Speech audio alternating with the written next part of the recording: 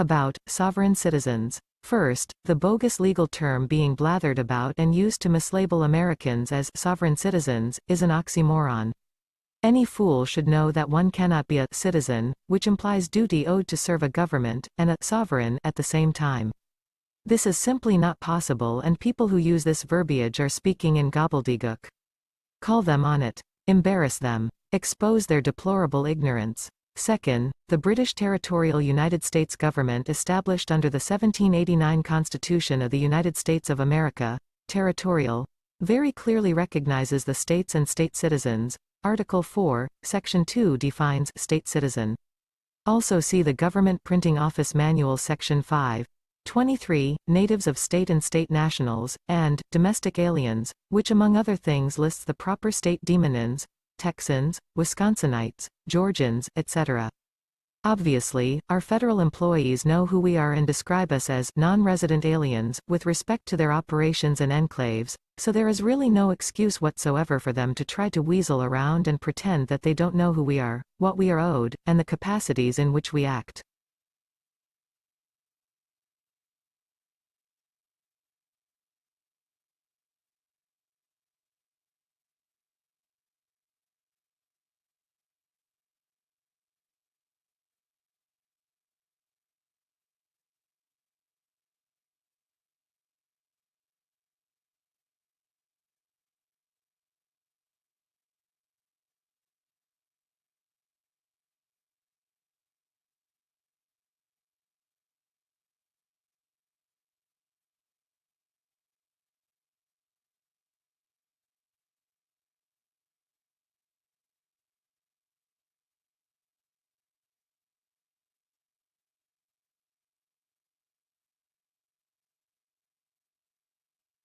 I have clearly told everyone that there are three separate populations in this country.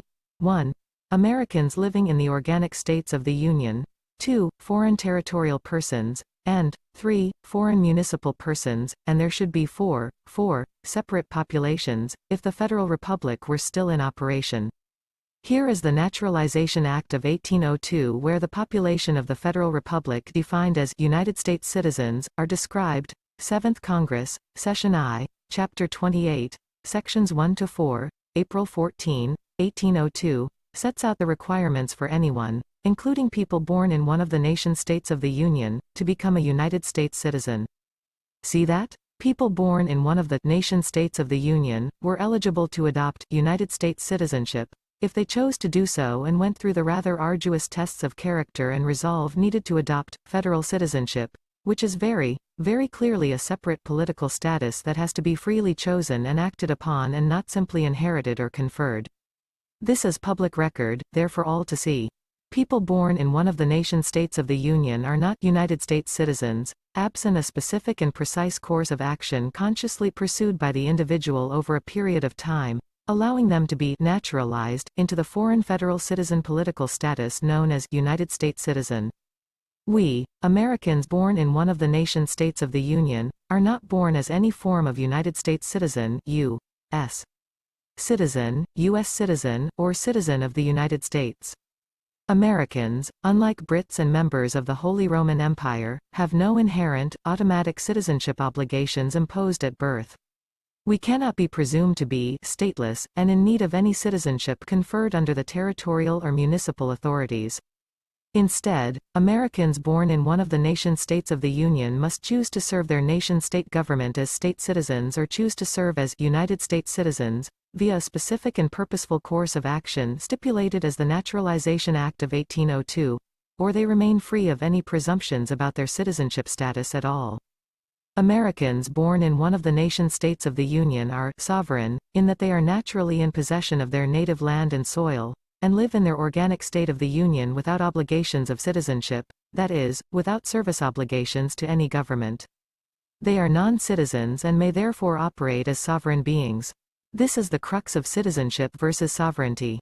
Someone must make the sacrifice to serve the nation-states of the Union as state citizens, or the state governments cease to operate. Someone must make the sacrifice to serve the international government of the states, our federation, or it ceases to operate. From time to time, our government has been more or less vacant, while the people have enjoyed their freedom from service obligations. When needed, however, we have always retained the right and ability to summon our nation-states of the Union into session and to conduct business for our states of the Union, and the present instance is no different. Are we sovereigns or are we citizens? That depends entirely on us and the capacities that we choose to engage, or not engage, for the sake of our country at any given time.